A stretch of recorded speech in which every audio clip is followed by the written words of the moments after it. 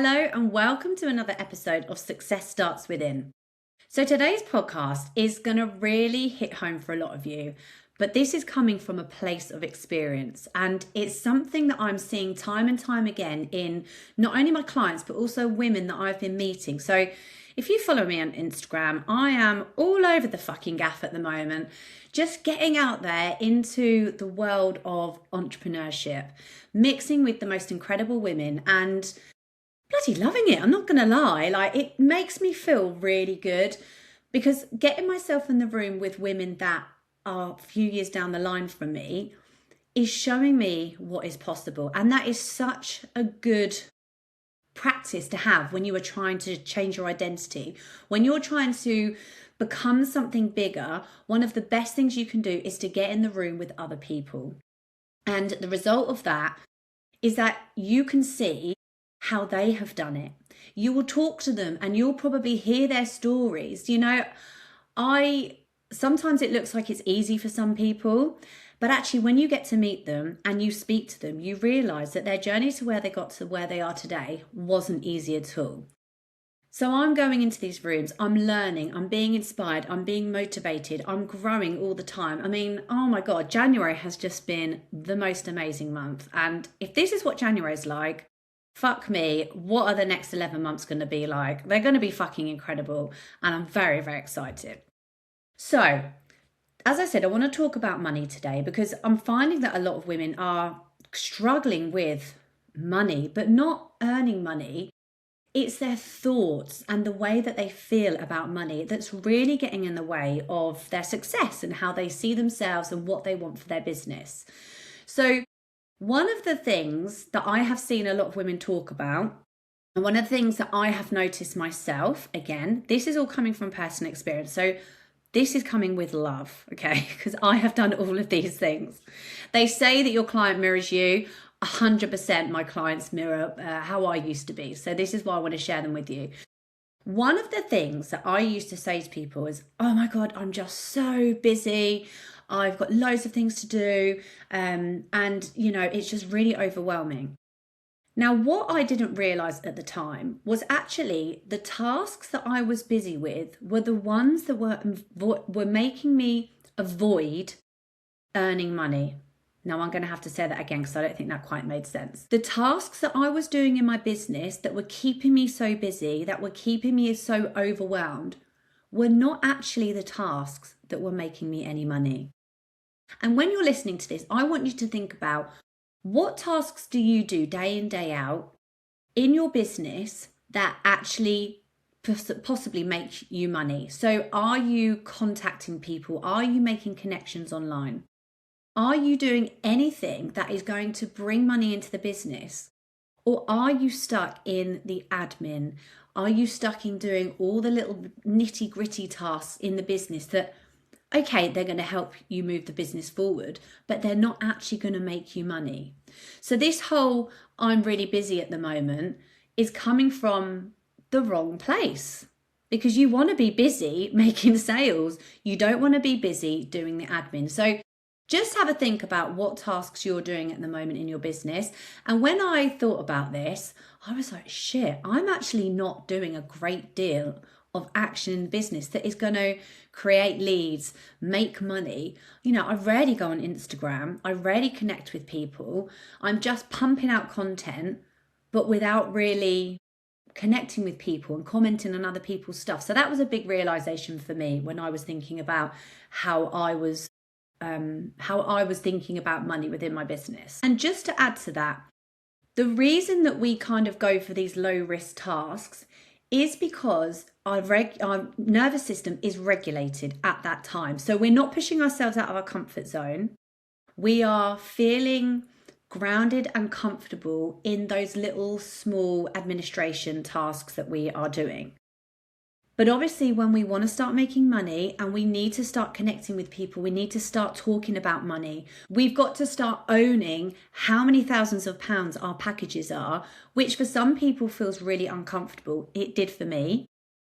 But that is not what is going to move the business. When we are doing tasks in our business that are comfortable. So the admin things, the spreadsheets, the Google Docs. Our nervous system is happy because we're not pushing ourselves out of our comfort zone. We're just sitting on Word, and we learnt Word at school. We know how to use it. We've always done it. So nothing is feeling scary. But when we're going online and we're connecting with people, we're sending voice notes to potential clients or people that you've noticed are following you for a little while and engaging in your content, that feels scary and that feels uncomfortable. And so what we do is we avoid it. And we tell ourselves, oh, do you know what? This day has been so busy. I haven't even had time to go on Instagram. But you're not being busy with the right things. You're not being busy with the things that are going to make you money. So as I said, have a think about how this is landing for you and what exactly you are being busy with. And is it going to make you money in the business? One of the biggest things I see women do is they underprice themselves. Now, I have done it. So when I first started out, I charged £150 for 4 coaching sessions. And even then, asking somebody for 150 quid was flipping scary. And I remember having this call once with this lady, and she said, well, how much do you charge? And my face went red. I started to feel shaky because I was obviously going in fight or flight. And I said, like £150 for 4 sessions, is that okay? I was asking her if she was happy to pay that. I was not firm in what I believed I was worth. I mean, fuck me, I was worth a lot more than 150 quid for 4 sessions. But I wasn't confident in stating my prices to her. And what will happen is when you are when you are like that and you don't comfortably own what you're worth, that's going to then cause confusion with the client. And the client's then going to think, oh, okay, well, she's not very sure in her own prices. So how is she going to help me? So you need to be confident, and you need to own how much you charge. And it's not about an hourly rate. So don't sit there and get your calculator out and divide what your package is by hours. It's not how it works. It is by transformation. And it is also the hours of studying and learning and reading and listening to podcasts. It's all of the money that you've invested in yourself. It's all of that people do forget. So they just think, well, I'd probably charge about this much per session, so the package can be this. It is not that at all. Now, when I think about my own journey, I have spent a shit ton on courses, coaches mainly. I probably dedicate around 2/3 of my day to my business. That is learning. That is increasing my knowledge so that I can support my clients and other women that I meet and that I can impact. And so that shouldn't be pushed aside. So when you are thinking about your pricing, I want you to really take into consideration how much effort and time and dedication that you have put onto this journey to becoming whatever you are at the moment. Because it is hard to put a sum on it, of course, but don't undersell yourself. And a lot of people that do undersell themselves usually tend to show up less. They don't tend to show up on social media as often as they would like to. They're the ones that sometimes avoid going to the networking events because they don't want to talk about how much they charge. So if you reframe it and flip it on its head, and don't just think about how much the package is going to be, but just think about how much you've had to do to get to where you are at the moment, and take that into consideration. And when I did that, I hugely owned what I was charging. So I was like, fuck yeah. Like, I've spent so many hours of my day for the last nearly 4 years dedicating my soul and my life to this. Also, my family have had to come on this journey with me because my children go to after school club. Sometimes I go away at the weekends and talk at events or whatever, and my husband has to look after the children all day. Not that it's like a role thing, but do you know what I mean? Like, the whole family have to have a sacrifice of some sort. I have to sacrifice certain things. So there's some occasions that I'm not able to go somewhere because I've got a commitment for the business. And that's fine, but take all of that into consideration as well when you're thinking of your prices. And own it as well. Own how much you charge. There's no right or wrong, and the right client will come to you. She will find the money to work with you. And don't think any more of it. Now, the biggest thing that is coming up for my clients when we talk about money, because by the way, the money is like the top of the iceberg. All the reasons are what is underneath the sea. You know, the big iceberg that we see the picture of all the time. They're all the reasons. But what it really boils down to is our self-worth. We don't feel worthy of earning money or earning a substantial amount of money. We have feelings of guilt, shame. We don't feel that we are deserving of having a successful business.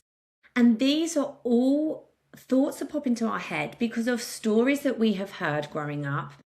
It's societal conditioning, and I know some cultures are different than others, and their way of thinking about money and women in business are very different.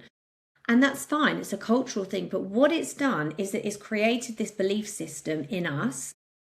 And I'll be honest, I'm going to be honest with you, right? So when I started this journey, I felt so guilty about having a larger sum of money. Like, I've got two brothers, they're massively successful, but for me, it didn't feel right. And again, that is a hierarchical thing. I know that's like the men go to work and the women stay at home kind of bullshit that was still going around in my head. Again, unconsciously, because I don't actually believe that at all. But it was something that played on my mind very often. And I did feel guilty about wanting to earn money. But now I don't, because I also believe that I am worth it, and I'm also doing it for my two daughters. So I've got an 8-year-old and a 5-year-old, and I want to show them that they can achieve anything they put their mind to. And they're only going to learn from their primary caregiver, and that's me, their mum. And sometimes, and another way as well of flipping things is when you're thinking about your own beliefs and how you see something, do it in the eyes of your child or your niece or your nephew or some young person close to you. And if they believe that of themselves, what would you think?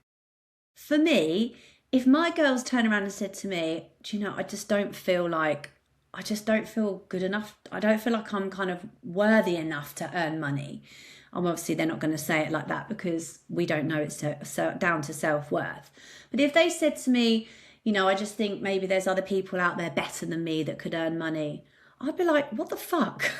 Absolutely not. Why can't you earn money? So we have to show our children and the next generation how it's done so that these beliefs and these thoughts that we have had around money and these feelings of guilt, they stop at this generation. We don't want it to carry on down the line. So that's kind of one of my missions as well in life, is to stop the generational BS that we have had. And I truly believe, me and my cousin truly believe that we are generational chain breakers. And that is one of our main roles on this earth. So what actually creates change and starts creating money in your business? Small, tolerable exposure to money and pushing yourself. It is doing a lot of nervous system work. It's a lot of repetition. Now, the subconscious mind and the nervous system, they learn best with repeated action. And this is something I say to my clients quite a lot. I know I probably sound like I'm banging on about the same thing, but you have to repeat something a lot before your nervous system feels safe for it to become its new normal. You can't try and exercise 4, 5, 6 times and expect to change. That doesn't happen. You have to do daily repeating exercises, very small actions, so that you feel that change. So if you're finding that you are avoiding selling, or you're avoiding doing the actions in your business that are going to make you money, find one of them. So I'm going to use the example of going onto social media. Don't worry about pumping out content constantly. Start making the connections in the background. Start finding out who the people are behind the accounts. And that's something that we don't do. Like, you wouldn't go to a networking event and not talk to a number of people in there and know about them. So why do we think that that's acceptable on social media? We need to find out who the people are behind the accounts, because it could be your next buyer. It could be the person that recommends you to somebody else who says, you know, I met this lady online and we were chatting and actually I think she'd be perfect for you. So it isn't always about pushing and thinking about the selling per se, but it's just getting that exposure so that you start to feel comfortable. And your identity, the person that you want to become, this vision of you that is like a rich bitch who's just owning it and like living life and going on holidays and like walking into Selfridges and just buying 3 Gucci handbags because she wants to. She is possible. Like, I'm heading that way, trust me. That is going to be me one day. But it's only going to happen if I start taking these small little actions that are going to stabilize my nervous system at each level that I do it. So try thinking about now what tasks you do in your business that are really stopping you from, not stopping you from making money, but the tasks that are more like the administration things. And as I'm sat here talking to you guys, I'm like, I feel like I'm naming and shaming myself, because if I look at like the past week or so, I've done a lot of like admin kind of work and not so much lead gen. So this is a note for me.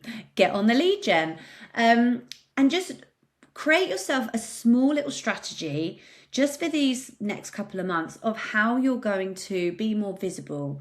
What are you going to do to start making a bit more money in your business? And what actions do you need to take in order to make that happen? Because ultimately, you're not going to have a business if you've got no fucking money coming in. So it's kind of important. So thank you for listening today. I've really enjoyed that. And I feel like I've got a little list of things to do that I've got to implement into my life. So it's been very, very helpful. Thank you. But if you do suffer with issues around money and you know that money is something that is constantly coming up for you, you've got that lack mindset, you worry about money all the time, and you maybe have a business that you know is going to make you more money, but you're not making the money that you want to, then come and talk to me, because there will be something there that we can work with. Because ultimately, if you've got a business and you've got a brain, then you can make money, but you will be doing actions in the business that aren't going to be generating any income because of your nervous system and because of your beliefs. So that's something that I support my clients with, is just going through that belief system, doing the nervous system work, and also the accountability. So that is so important when it comes to working on yourself, is having the accountability, because when you have those wobbles, you don't allow yourself to stop or go backwards. You have somebody to work through it so you can carry on moving forward and become that rich bitch that walks into Selfridges and buys 3 Gucci handbags. All right, my lovelies, I shall speak to you later. Bye.